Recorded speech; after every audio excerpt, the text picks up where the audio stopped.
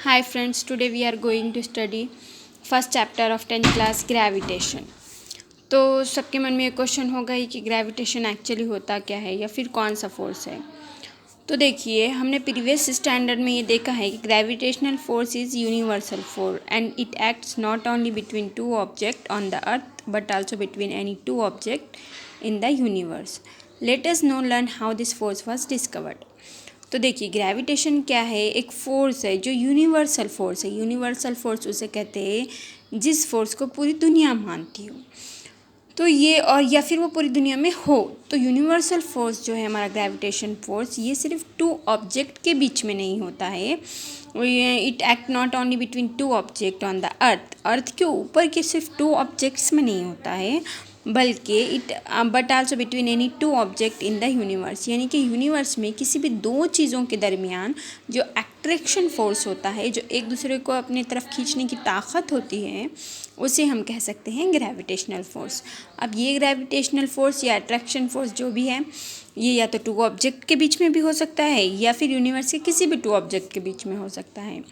तो इस फोर्स को किसने डिस्कवर किया और ये क्या है, आज हम पढ़ेंगे। तो let's start gravitation. As we have learn the phenomena of gravitation was discovered by sir Isaac Newton. तो ये जो ग्रेविटेशन का फिनोमिना है, ये सबसे पहले किसने डिस्कवर किया था? Scientist sir Isaac Newton. As the story goes, he discovered the force by seeing an apple fall from a green tree on the vertical. Why do they not fly off in horizontal direction? तो जो sir Isaac Newton थे, वो Apple के पेड़ के नीचे बैठे हुए थे और उन्होंने देखा कि जो एप्पल है वो ऊपर से नीचे की तरफ वर्टिकली डाउनवर्ड क्या हो रहा है, गिर रहा है। तो फिर उनके दिमाग में एक सवाल आया कि ये जो एप्पल था, ये ऊपर की तरफ क्यों नहीं गया, हॉरिजेंटल डायरेक्शन में क्यों नहीं गया, वर्टिकल डायरेक्शन डाउनवर्ड डायरेक्शन में ही क्यों आया। तो आफ्टर मच थाउट उन्होंने बहुत सोचा and he came to conclusion that the earth must be attracting apple towards itself and this attractive force must be directed towards the centre of the earth.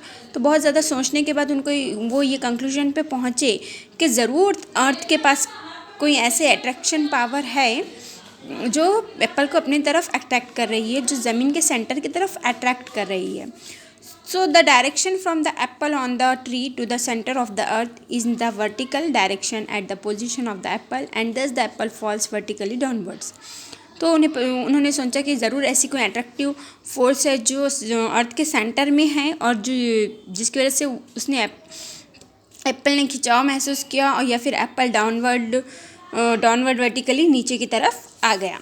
तो जैसे कि देखिए, आपको फिगर में यहाँ पे बताया जा रहा है समझाने के लिए concept of gravitational force and the gravitational force between the earth and the moon. कि यहाँ पे मून है और यहाँ पे क्या है, हमारा अर्थ है।